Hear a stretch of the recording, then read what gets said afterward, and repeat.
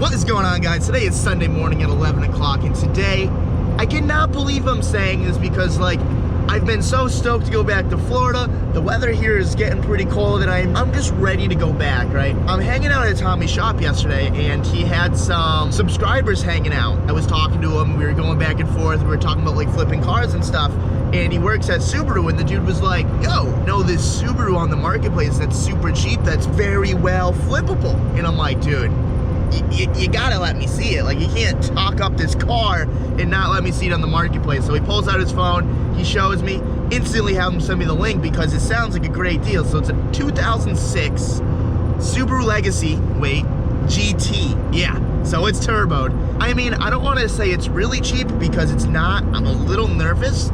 The ad says, I guess I can just pull the little screenshot of the ad, but it says that the coolant needs to be bled and he doesn't have a mechanic to fix it, which I had that run through my head 100 times. I'm like, bleeding coolant is bleeding coolant. I don't know who you have to be to not be able to bleed the coolant, but the fact that he's saying it's like overheating and stuff leads me to believe that it is a head gasket problem. It's like, okay, for this price, I'm kind of okay with it being a head gasket problem just because I always like learning new things. I always liked working on Subarus. And I talked to one of my buddies, Orion, not Onion, Orion. I'll pull up his Instagram right here. I hit him up. Spencer works for him. I asked if this car needed a head gasket, if I could do it at his shop fairly quickly because I just want to get this car, diagnose the problem, fix it all, and then rip this thing around for a few days and then just sell it. So he said it was cool for me to use his shop, which is awesome. Big shout out to you, Orion. I'm really stoked for that because, like, I asked a bunch of people, including Tommy. He didn't let me, and a lot of people's shops are just full. Tommy didn't want me to do a head gasket job there, probably because it's dirty. And yeah, we're going to look at the car right now. I'm pretty nervous. It's in the middle of Hartford in the ghetto. I'm going alone. I called Anton. He's not about going. I called my Subaru friend. He's hanging out with his girlfriend. I called all my friends. None of my friends want to go with me, so I guess we're going alone today. It's all right because I'm really stoked to see the Subaru. Anything with a turbo, I love. Unless it's a 1.8 Jetta. Hate those.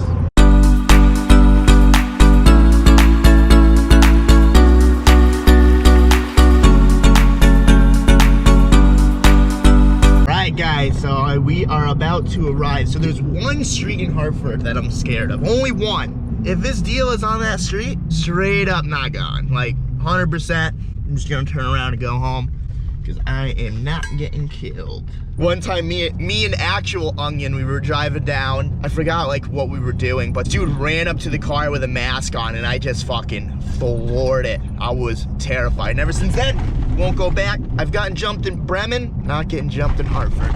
I guess you can say I have PTSD. We're looking kind of all right.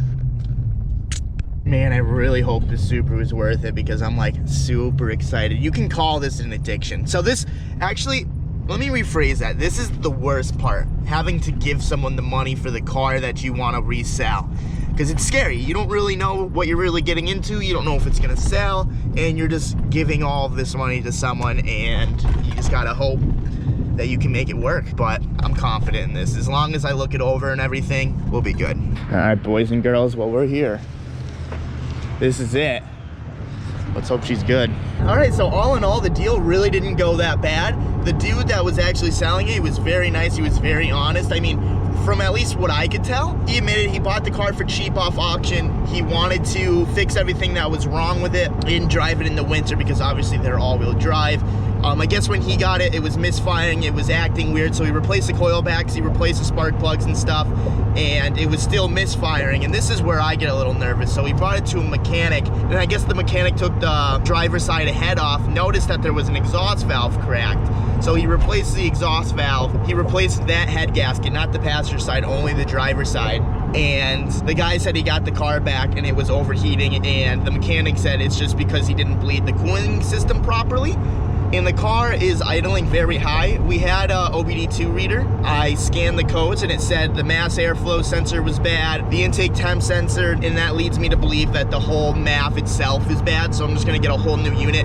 Hopefully that fixes the idle issue, because right now I'll show you when I get home. You start the car up and it just revs right up to 3K and it never goes down. And if you plug the MAF it literally idles like a bag of dicks. Like, idles at 200 RPMs and dies, and it's just not good. So I think once we get one of those, it will fix the idle issue. If I can bleed the cooling system and then this thing just run perfectly, we made out, because we got this thing for, I mean, I think fairly cheap. Like 06 Subaru Legacy GTs, like I think those things are worth 35, 4 grand all day. We didn't pay anywhere near that. I actually got them $450 down from his asking price. Man, I am spitting everywhere. I think we made out pretty good. Let me know if you guys like these kinds of videos. So let me just catch everyone up real quick. I bought my first Miata for $100 and the second Miata for $300. I guess you could say all in all, we were $400 into this whole flipping process, right? And then I sold the $300 Miata for $1,500, used some of that money to put into the $100 Miata, ended up putting, I think, $300 in, so I had $700 total in both cars. I'm sorry, $750, because we painted the $300 Miata side skirts. And all in all, after that, I sold the $100 Miata for $1,400. So we made $2,900, subtract $700 or $750. Let's just do $700 because it's easier. $2,200. And I just bought another car, and I think this one is gonna top both of them combined. So let's stop rambling. I'm very excited to dive into this. Like I said, let me know if you guys like this series. I'm gonna try to like make this $400 into like 30 grand. I think we can do it. We've had some pretty good luck so far. Hopefully I don't have to rip this engine out and actually do the head gaskets. He said the timing belt is done and everything. I don't really know how much I believe that, because I asked if he had receipts and stuff, but like he said he had like kid mechanics do it, like my age, that don't have a job, that just like did it out of the garage. So I guess that's a good reason why he doesn't have receipts, but that also kind of scares me. But let's look at the car.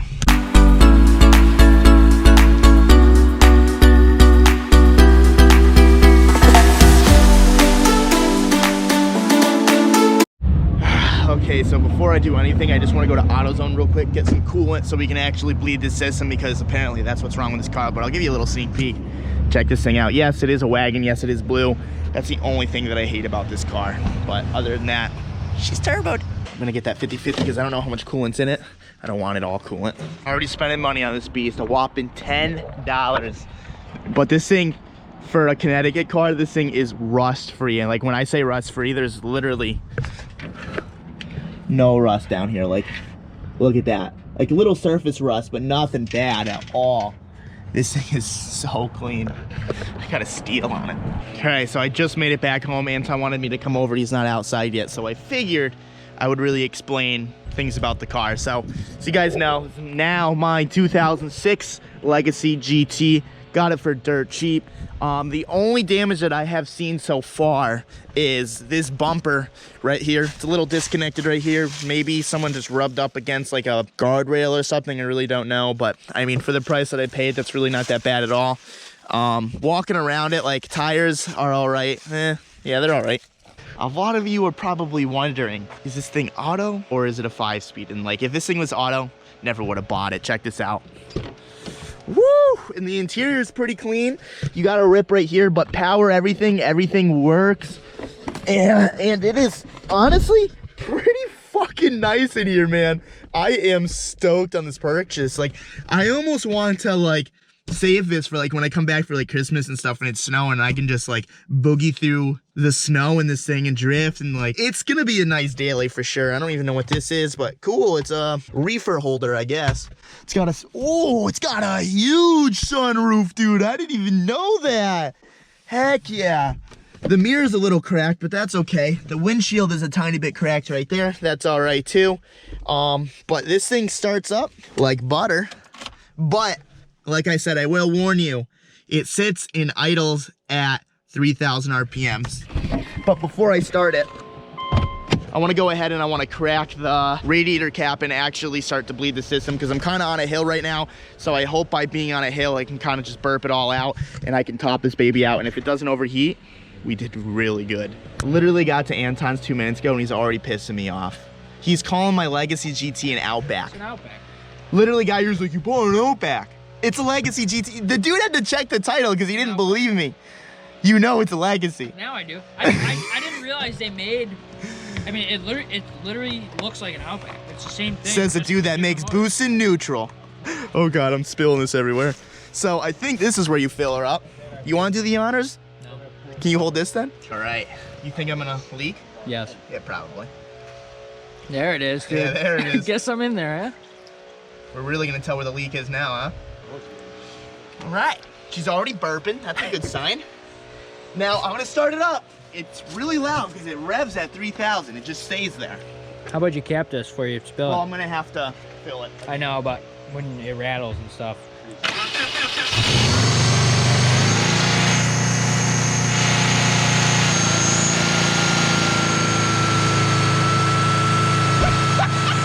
Look at his face. Yeah, so it's really loud, but it just needs a mass airflow sensor, I'm pretty sure. Yeah, that's it. If you plug it in, it shuts off, but if you start it back up, it runs like crap. I couldn't hear you. You're an asshole.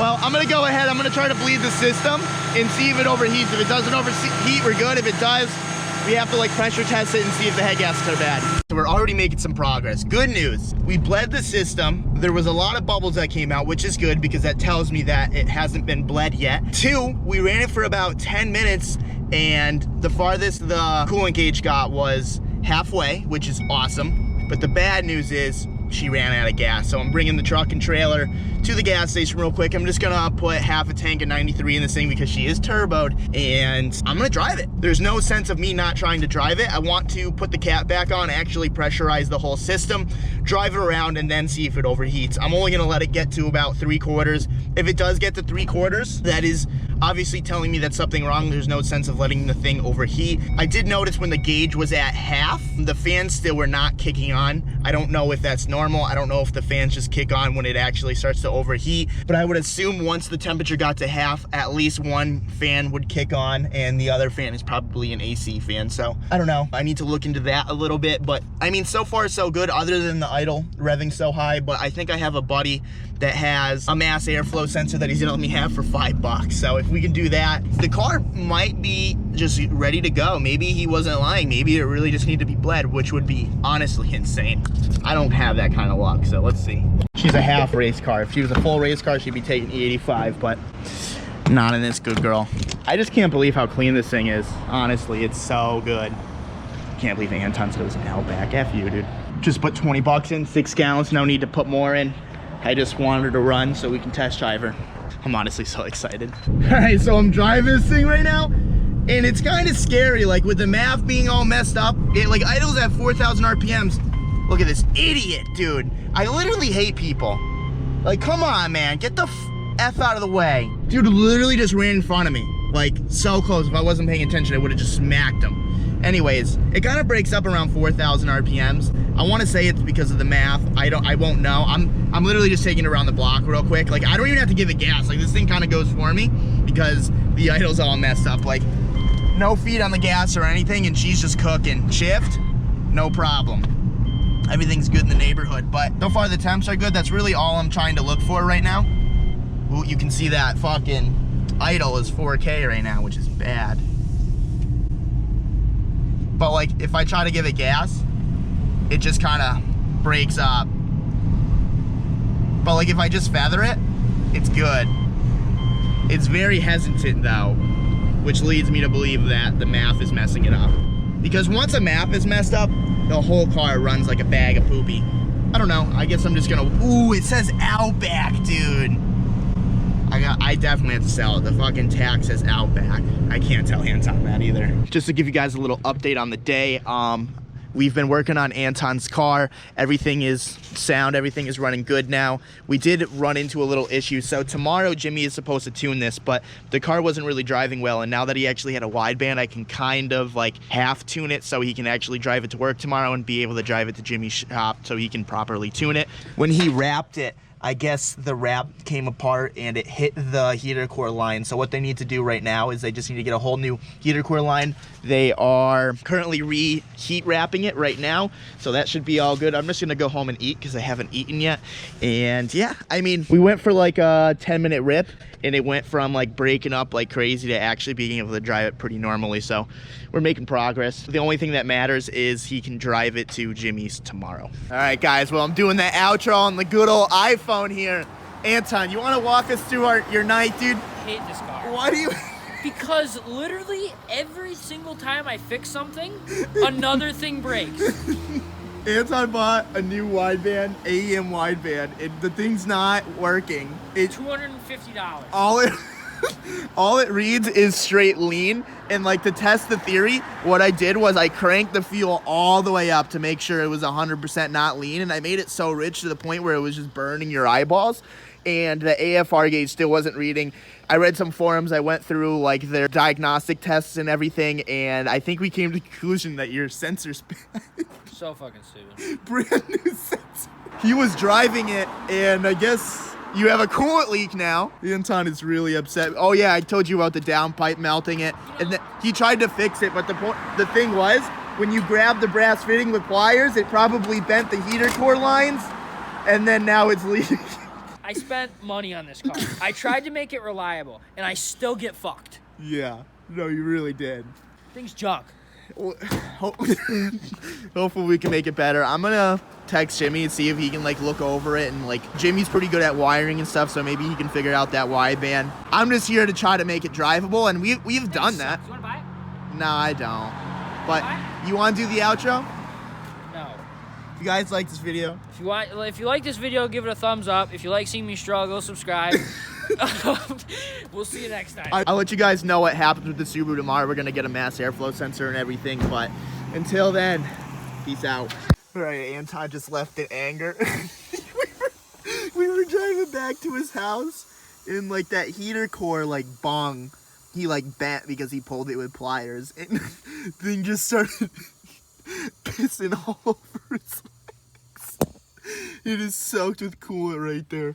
Look, it's getting all foggy because all the steam from the coolant and shit. I'm gonna text Jimmy and see if he can help. Wideband's not working, boost gauge isn't working, nothing's working. I'm sorry, buddy. See you guys later.